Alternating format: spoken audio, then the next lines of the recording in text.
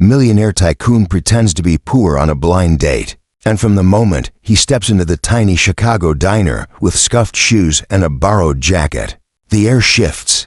People glance, some stare, a few whisper. He keeps his head low, hiding the truth behind worn fabric and nervous breaths.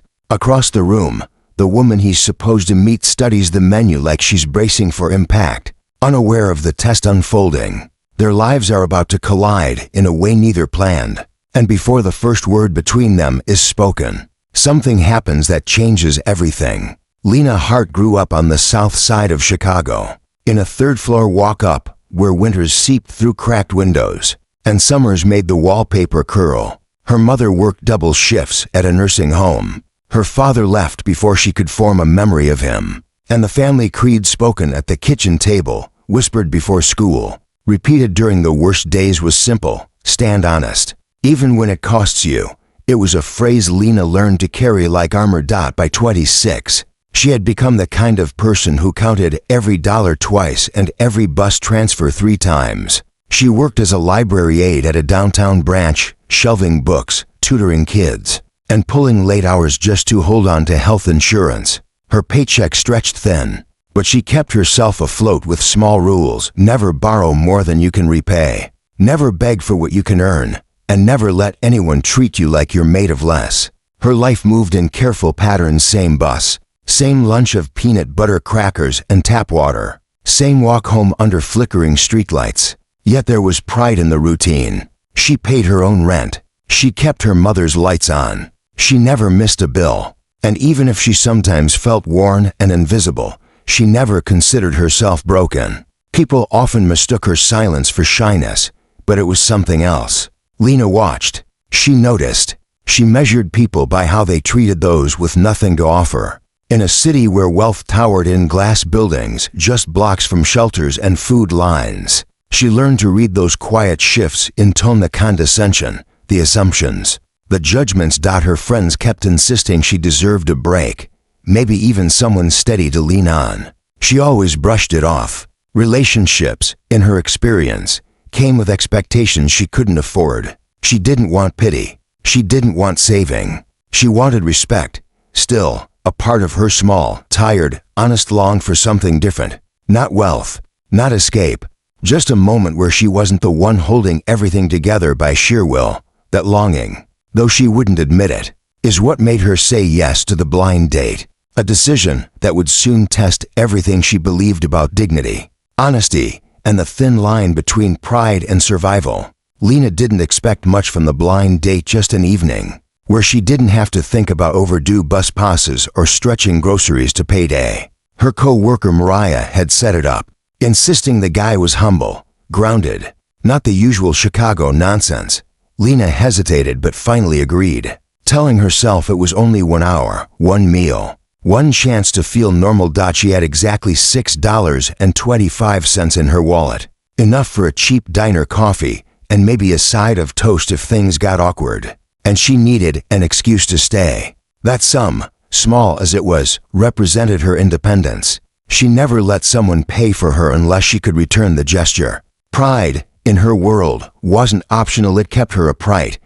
What was at stake wasn't romance. It was her dignity. One wrong assumption, one careless insult, one moment where someone made her feel small again, and the evening would crumble. She couldn't afford another reminder that the world judged people like her before a word was spoken. Still, a thin thread of hope tugged at her. Maybe this time, she wouldn't have to defend herself. Maybe this time, she could breathe without bracing. She walked into the diner with that fragile hope trembling inside her. Millionaire Tycoon pretends to be poor on a blind date, and from the moment he steps into the tiny Chicago diner with scuffed shoes and a borrowed jacket, the air shifts. People glance, some stare, a few whisper. He keeps his head low, hiding the truth behind worn fabric and nervous breaths. Across the room, the woman he's supposed to meet studies the menu like she's bracing for impact, unaware of the test unfolding. Their lives are about to collide in a way neither planned, and before the first word between them is spoken, something happens that changes everything. Lena Hart grew up on the south side of Chicago, in a third-floor walk-up where winters seeped through cracked windows, and summers made the wallpaper curl. Her mother worked double shifts at a nursing home. Her father left before she could form a memory of him. And the family creed spoken at the kitchen table, whispered before school, repeated during the worst days was simple: stand honest. Even when it costs you. It was a phrase Lena learned to carry like armor. By 26, she had become the kind of person who counted every dollar twice and every bus transfer 3 times.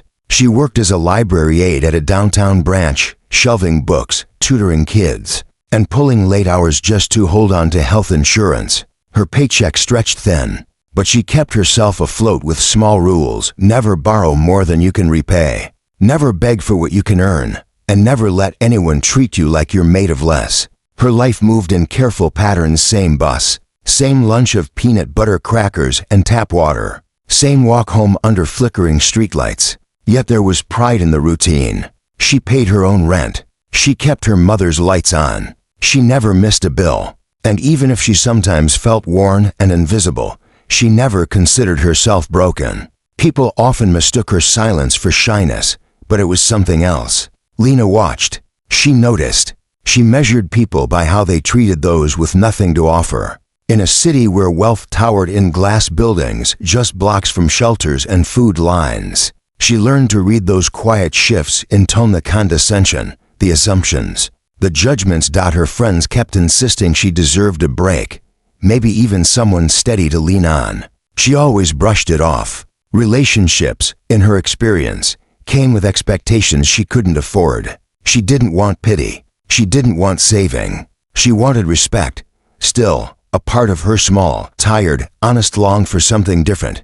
Not wealth, not escape, just a moment where she wasn't the one holding everything together by sheer will.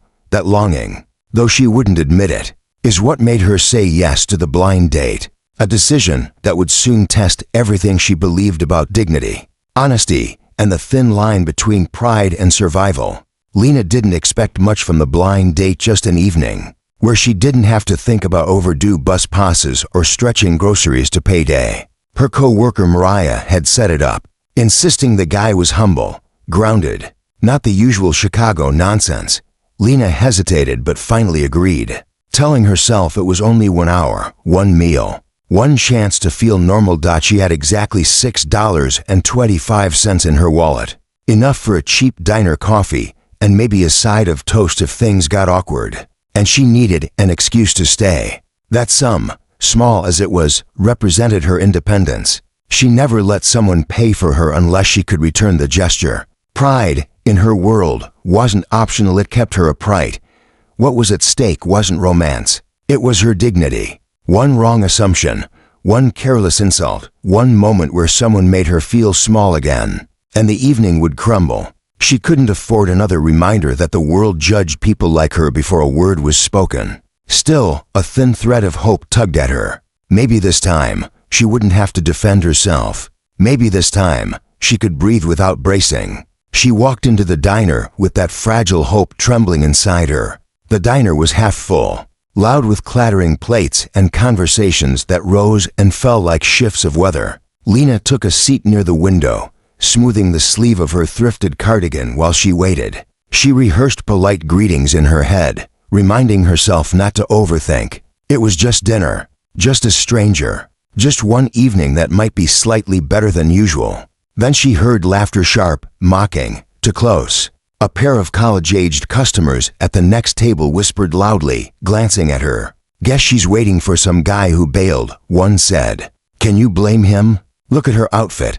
Lena stiffened, eyes fixed on the scratched tabletop. She told herself not to react, not to give them the satisfaction. Her mother's creed echoed in her mind: stand honest, even when it costs you. But honesty didn't stop humiliation from stinging. A shadow fell across the table. She looked up, expecting her date. Instead, the diner's shift manager, a woman with tight lips and a sharper tone, pointed at the menu.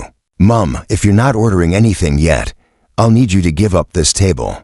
We're filling quickly." Lena blinked. She had been there only 5 minutes. Others around her were lingering with empty cups and half-finished plates. "I'm waiting for someone," she said quietly. "Well, they're not here. Please order or move." Heat crept up Lena's neck. People were watching now. The college kids snickered.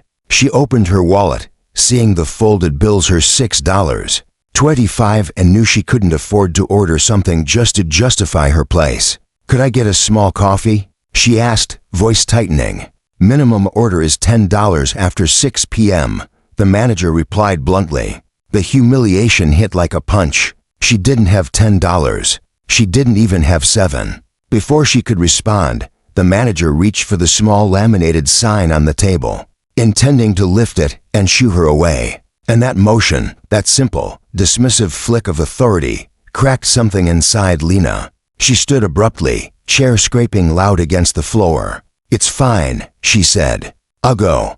But as she grabbed her bag and turned to leave, the diner door opened. A man stepped inside, shabby jacket, worn shoes, messy hair, and started walking straight toward her table. Too late, he saw everything. Every cruel whisper, every dismissive gesture, and Lena felt her fragile hope collapse before a single word of their blind date had begun. Miles Rourke hadn't worn clothes this cheap in his entire adult life. The jacket was borrowed from his driver, the shoes from a thrift store he had walked into with a kind of reckless curiosity. His hair was deliberately mussed, his watch left at home, his wallet stripped down to a single debit card that looked appropriately scratched. The disguise felt strange, but necessary. He was tired of boardrooms, tired of sycophants, tired of being treated like a prize instead of a person. When his cousin convinced him to try a blind date as a normal guy, he agreed on impulse. A private test, he had called it. A way to see someone's real character without the weight of his last name bending the room. He expected awkward smiles, maybe mild disappointment. He didn't expect to walk in and witness humiliation. From the doorway, he saw her, Lena, standing stiffly beside a table while a manager hovered like she was policing a crime. He watched the woman gesture sharply at the menu, watched the college kids whisper, watched Lena's shoulders tighten as if she were absorbing every insult in silence. Miles wasn't used to scenes like this. He lived in a world where people bent rules to accommodate him, where a reservation magically opened even on a fully booked night, where servers offered smiles that never reached their eyes but always seemed eager to please. Seeing the opposite play out in front of him left him strangely unmoored. His first instinct was to step back outside, to regroup, maybe call the date off entirely. He had wanted honesty, but not this kind. Not the kind that shone like a spotlight on someone's vulnerability. But he couldn't move. He found himself watching her instead. There was something deliberate in the way Lena gathered her bag tight, controlled, like she was holding herself together through sheer will. She wasn't crying. She wasn't arguing. She wasn't pleading. She was bracing, and Miles realized with a jolt that she'd done this before. Faced dismissiveness, endured judgment, learned to walk away before dignity was stripped further. Guilt pricked him. He had walked in pretending to have nothing. She walked in having almost nothing for real. Their eyes met briefly across the room. In that instant, he understood the weight of what she thought this moment meant, and that his rival had only made it worse. He had wanted to see truth. Instead, he'd stumbled into hers. Before Lena could step past him, Miles moved, not quickly, not dramatically, but with a steady certainty that halted her in place. She didn't look up, clearly expecting another stranger to tell her she was in the way. But instead of blocking her path, he stepped beside her, facing the manager. "I'm with her," he said simply. The manager blinked, caught off guard. "Sir, she hasn't ordered anything, and we'll take a table," Miles said, his voice level but carrying an edge Lena couldn't name. "This one will do," the college kids snorted behind him. "Dude, you don't have to pretend." Miles turned his head just enough to look directly at them. Not angry, just tired of something he recognized but rarely faced himself. "Pretend what?" he asked. They had no answer. The manager hesitated, scanning Miles's worn jacket, his scuffed shoes. She didn't see wealth or influence or someone worth accommodating. She saw a customer she didn't value. "We have a policy," she began. Miles cut in gently. "I know what your policy is. I'm asking if it's more important than treating people with basic respect." The diner quieted. Not dramatically, just a subtle shift, forks slowing, conversations dipping. People noticed when a rule was challenged without shouting. Lena felt heat rise in her chest, not gratitude, not relief, but irritation. She didn't need saving. She didn't want someone defending her like she was helpless. Her mother's creed echoed sharply, stand honest, even when it costs you. Accepting help felt like a crack in that foundation. She stepped forward. It's fine, she said, trying to reclaim control. Really, I was leaving. Miles didn't move away. You shouldn't have to. Something in his tone, steady, unboastful, made the manager straighten. Public perception shifted. She sensed the room's attention and recalculated the cost of stubbornness. Finally, she exhaled sharply. Fine, 10 minutes. But you need to order. Miles nodded once and pulled out a chair for Lena. That simple gesture, quiet, unforced, changed the energy instantly. The mockery at the next table faded. The tension in the room softened. Even the manager stepped back with a tight-lipped retreat. But Lena didn't sit. She looked at him, searching his face for mockery, pity, superiority, anything that would confirm her worst fears. Instead, she saw someone who wasn't performing, someone who looked strangely uncomfortable, like defending her had revealed something about himself he wasn't prepared to face. Against her pride, against her instinct to flee, she slowly sat down. The dynamic between them had changed. Not safely, not comfortably, but undeniably. The food had barely been ordered when the diner door opened again, letting in a gust of cold air and a man whose presence shifted the room. He wore an immaculate charcoal coat, polished shoes that didn't belong anywhere near the sticky diner floor, and an expression so controlled it bordered on stern disdain. Lena didn't recognize him. Miles did. Instantly. Richard Rourke, his uncle, chairman of the Rourke Foundation and one of the most feared corporate strategists in the Midwest. He spotted Miles and strode directly toward their table, ignoring the cramped aisles and curious stares. Miles, he said sharply, as though reprimanding a child. What on earth are you doing here dressed like that? A few heads turned. Lena's stomach tightened. Miles kept his posture relaxed, but a flicker of annoyance crossed his face. I'm having dinner, in this place? Richard scanned the diner like it was a health hazard. You missed a board prep meeting. Investors expect. This isn't the time, Miles interrupted. Richard's gaze dropped to Lena, assessing her with a seriousness that felt invasive. And who is this young woman? Lena straightened automatically. She didn't know what they were talking about, but she recognized that tone. The tone of someone accustomed to evaluating people as assets or liabilities. Miles, Richard continued, ignoring her completely. You can't afford distractions right now. Certainly not. Situations like this, situations. Lena knew exactly what that meant. Poor girl, cheap diner, worn clothes, embarrassment still lingering around her like a stain. Her jaw tightened. She spoke before Miles could. With respect, sir, I'm not a situation. Richard's eyebrows lifted in a mixture of surprise and mild condescension. I'm sure you're not. But my nephew has responsibilities, obligations above this environment. Lena felt the old humiliation spark again, but this time, it didn't freeze her. It fueled her. My mother always said, stand honest, even when it costs you. So let me be clear. I didn't ask your nephew to be here, and I certainly didn't ask for your approval. The diner went quiet again. Miles looked between them, uneasy, conflicted, but also impressed. Richard frowned deeply. You don't understand the world my nephew lives in, and you don't understand mine, Lena replied. But that doesn't make either of us less. Richard turned to Miles. We will speak later, privately. Then, with stiff disapproval radiating off him, he left the diner without another word. The door closed with a hollow thud. And for the first time, Miles understood that the clash wasn't just poverty versus wealth. It was values versus expectations. And Lena had just proven which side she stood on. The moment Richard left, the diner's noise slowly returned, but the tension at the table didn't ease. Lena stared at the napkin in her lap, rolling its corner between her fingers. The confrontation had left her pulse unsteady, her pride bruised and exposed in ways she'd hoped to avoid. Miles cleared his throat. I'm sorry about that. He shouldn't have spoken to you like. Don't, Lena said sharply. Please don't apologize for him, or for being here, or for trying to help. She paused, steadying her breath.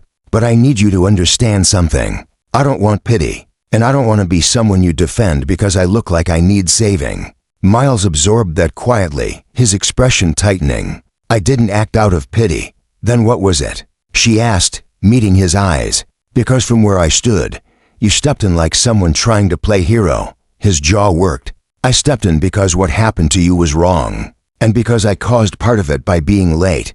That doesn't make you responsible for my dignity," Lena said. "I've learned to protect that myself."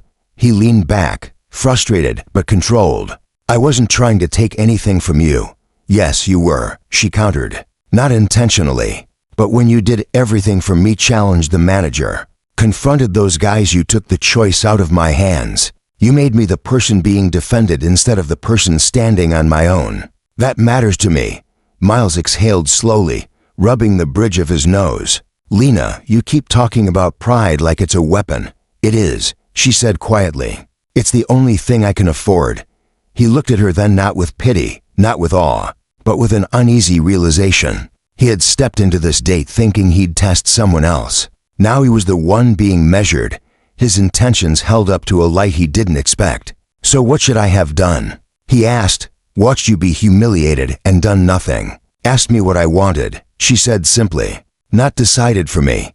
The honesty hit him harder than he expected. He looked down at the chipped tabletop. "You're right." She didn't gloat. She just nodded, eyes softening but still wary. And in that subtle shift between apology and acceptance, pride and truth, they found themselves at an uneasy crossroads.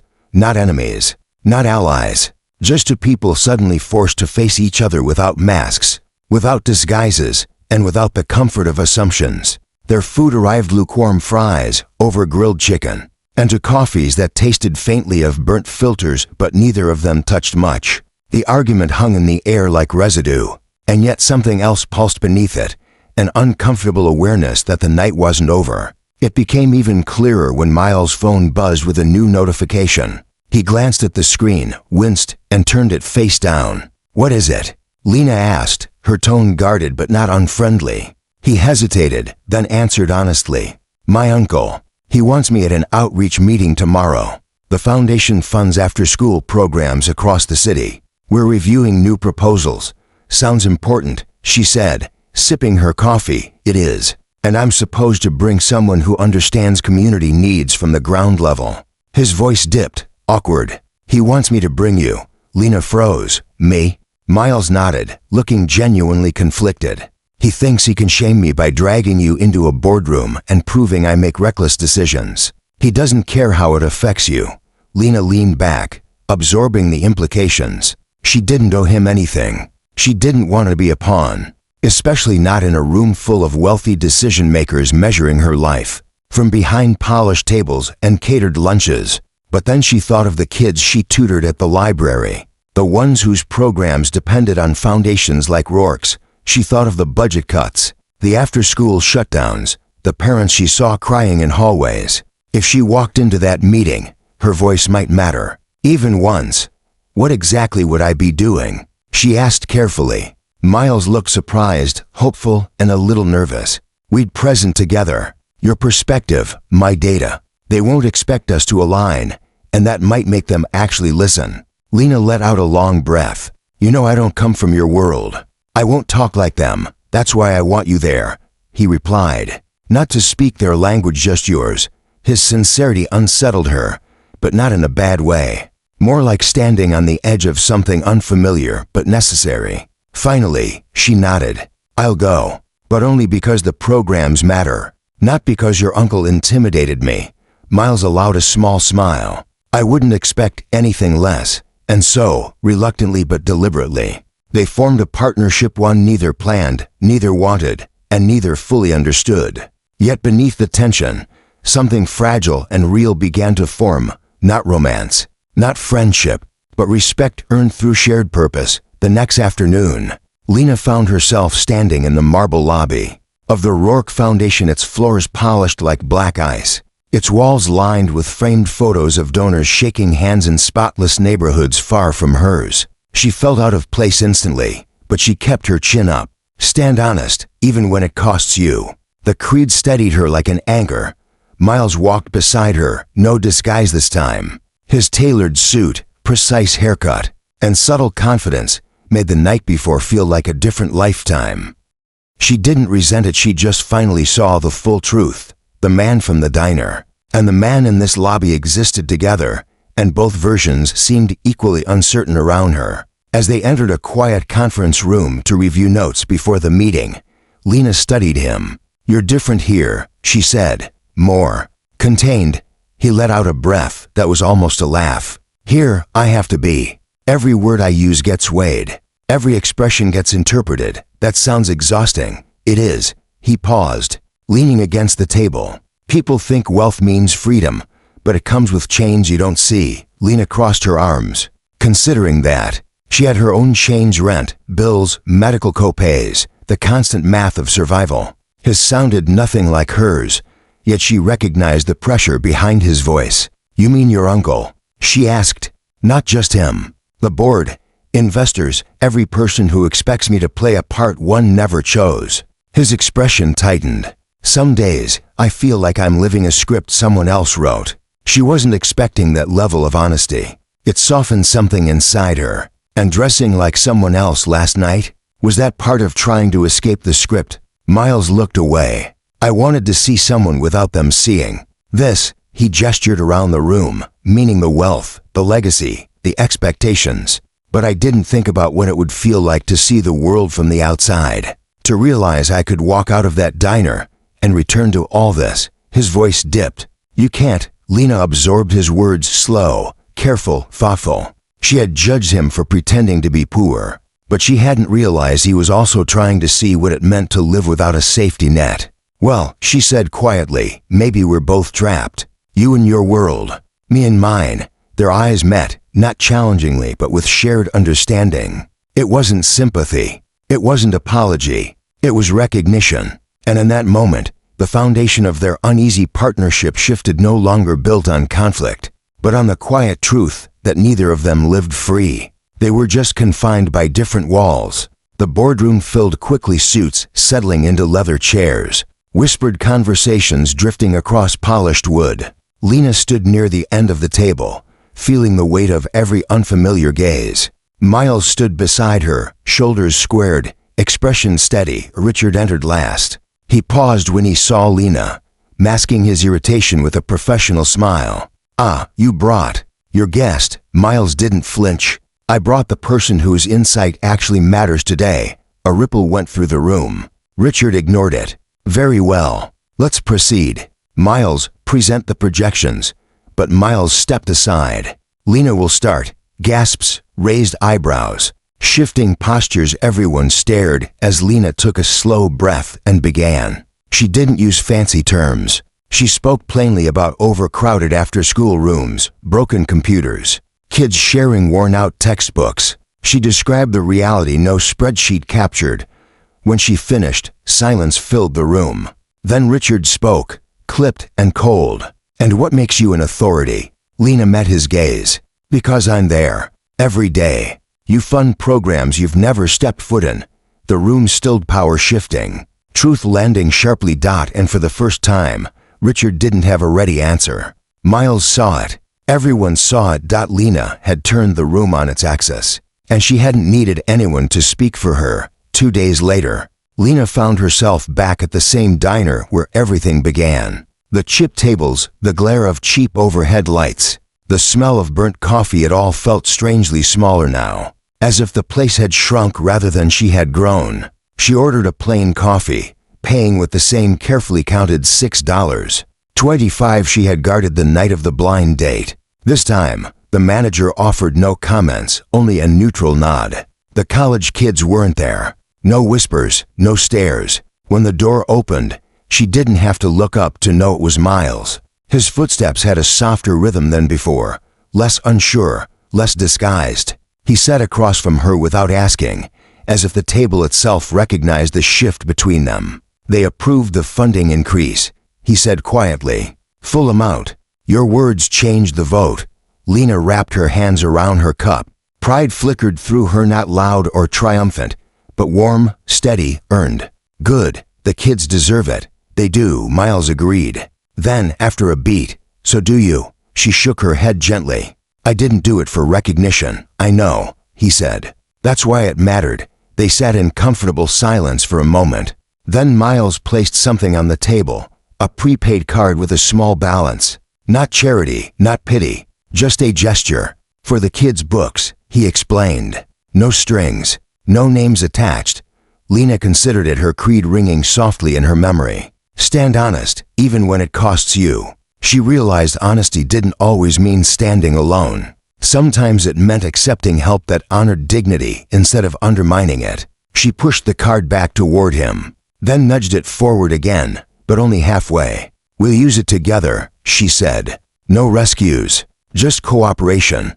A quiet understanding settled between them. No romance, no promises, just mutual respect born from hard truths. As they sipped their bitter diner coffees side by side instead of worlds apart, the place no longer symbolized humiliation. It symbolized beginning, not of a relationship, but of recognition. To people from opposite sides of Chicago, sharing a table without pretense. Some stories don't end with sweeping romance or perfect victories. Some end in quieter places like a worn booth in a cheap diner. Where do people finally see each other without masks, titles, or expectations? Lena kept her dignity. Miles learned humility. And somewhere in between, they proved that courage isn't always loud. Sometimes it's just choosing to stand honest. Even when the world makes it hard. If this story stirred something in you, hope, reflection, or the reminder that respect costs nothing, feel free to like, subscribe, and stay for the next one. Your support helps these stories find the hearts that need them.